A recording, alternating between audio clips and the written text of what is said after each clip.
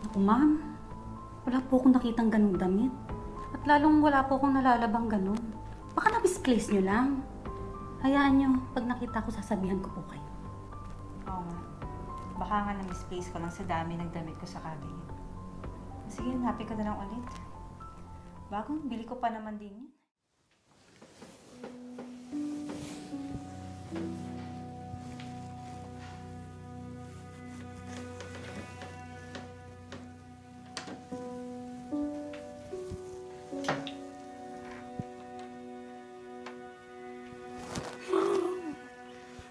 Ganda.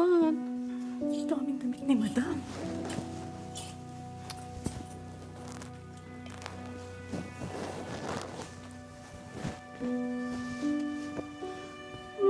Siguradong pag sinuot ko to, gaganda at magmumukha na akong mayaman tulad ni madam.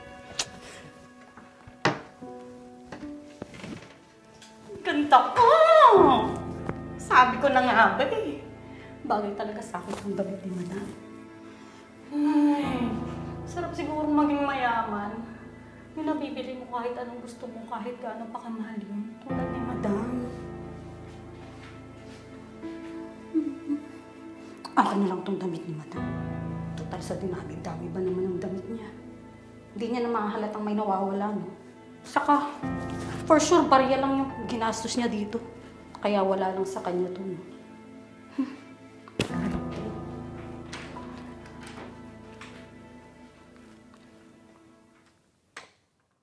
May nakita ka bang black na dress na may sequins? Hindi ko kasi mahanap sa cabinet ko eh. Alam ko nandoon lang yun. Saka gagamitin ko dapat mamayang gabi. Kaso wala na dun. Baka may napansin ka o nalaban. Naku ma'am, wala po akong nakitang ganung damit. At lalong wala po akong nalalabang ganun. Baka na-misplace nyo lang. Hayaan nyo, pag nakita ko sasabihan ko po kayo. Oo nga. Baka nga na-misplace ko lang sa dami ng damit ko sa cabinet.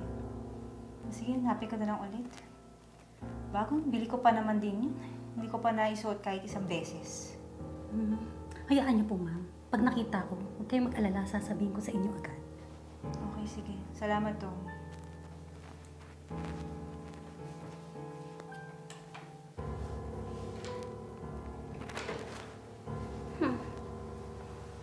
Hindi nyo na makikita yung damit na yun dahil akin na yun. Saka, mas bagay kaya sa akin yung damit na yun. Kaysa sa inyo, madam.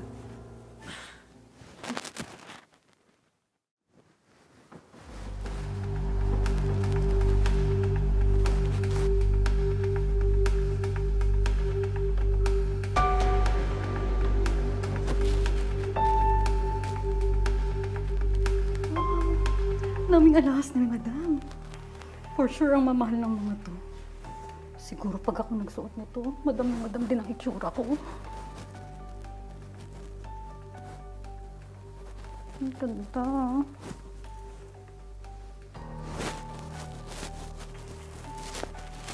Ano ba yan?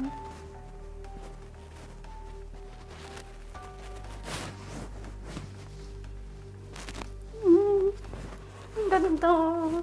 Lakas makasosyal. Bagay na bagay sa akin.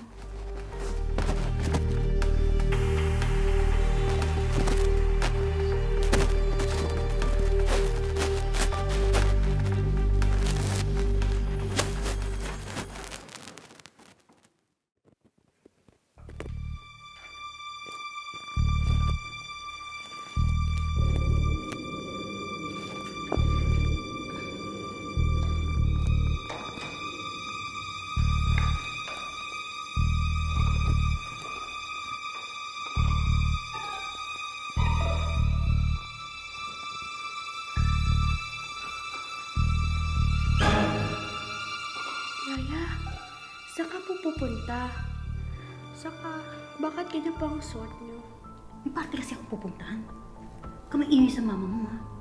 Sandali lang naman ako. Eh, birthday kasi ng kaibigan ko. Teka, saan mo nakuha yung damit mo at ang mga alas, Yaya? Mukhang mamahalan yung suot mo, ah. Siyempre, binili ko. Bakit? Bakit baka tulong ako? Hindi ko na kaya bumili ng mamahaling damit at alahas. Sige na, alis na ako. Basta huwag kang maingay sa mami mo, ha? Malimiti ka pa sa akin. Kaya, Tom? Teka, kilala ko yung damit na suot mo tsaka mga alahas mo Nasaan pala yan? Pati yung mamahalin kong alahas. Bakit tinako mo sa akin yung mga yan, Tom?